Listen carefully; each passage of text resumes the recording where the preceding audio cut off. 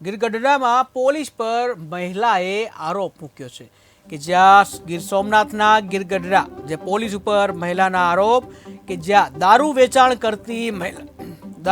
કરતી જે મહિલા જે છે કે જ્યાં હપ્તા લઈને શારીરિક શોષણ કરાતું હોવાના આક્ષેપ કરવામાં આવે છે। તો દારૂ વેચાણ કરતી મહિલાના પોલીસ કર્મી ઉપર આરોપ, જ્યાં હપ્તા લઈને શારીરિક શોષણ કરાતું હોવાનો આક્ષેપ।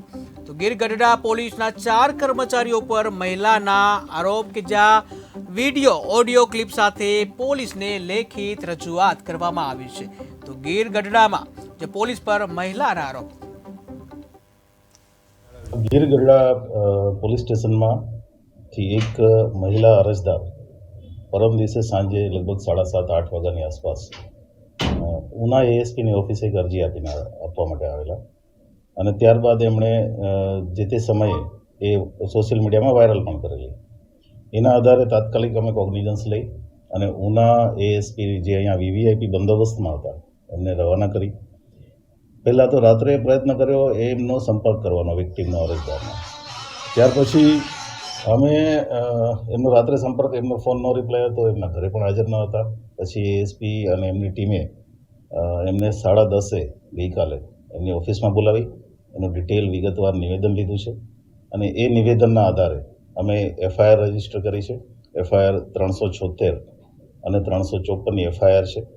એફઆઈઆરમાં જે નામ છે એ શરૂઆતમાં એમની અરજીમાં જે નામ હતા એમાં થોડો ફેરફાર છે, એ બેન ઓળખતા પણ નહોતા કદાચ।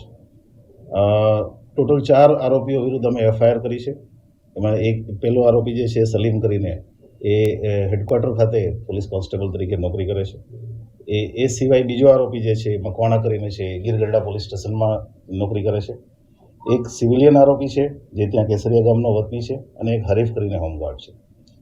આક્ષેપ એવો છે એમનો કે આ જે પણ આરોપીઓ છે એમણે છેલ્લા એકાદ વર્ષમાં અલગ અલગ સમયે એમનું શારીરિક શોષણ કર્યું છે। અમે જે વિક્ટીમ છે એની પણ ડિટેલ કઢાવી છે। વિક્ટીમ છે એ ગીર ગઢડા તાલુકાના વતની છે, પોતે વિડો છે, અત્યારે 26-27 વર્ષની ઉંમર છે અને એમની વિરુદ્ધમાં પોલીસમાં 6 ગુના પ્રોહિબિશનના દેશી દારૂના અલગ અલગ નોંધાયેલા છે અલગ અલગ સમયે। જે તે સમયે એમના અટકાયતી પગલાં પણ લીધા છે। વિક્ટીમે પહેલીવાર પોલીસનો સંપર્ક જે છે પરમ દિવસે સાંજે કર્યો અને ત્યાર પછી તરત જ એક્શન લઈ અને અમે 4 આરોપી વિરુદ્ધ એફઆઈઆર કરી છે અને 4 આરોપીઓને અમે અત્યારે રાઉન્ડ અપ કરી લીધા છે। આગળની કાર્યવાહી મહિલા પોલીસ સ્ટેશનના પીઆઈ એમબી પટેલ કરી રહ્યા છે અને એ જ તપાસ કરે।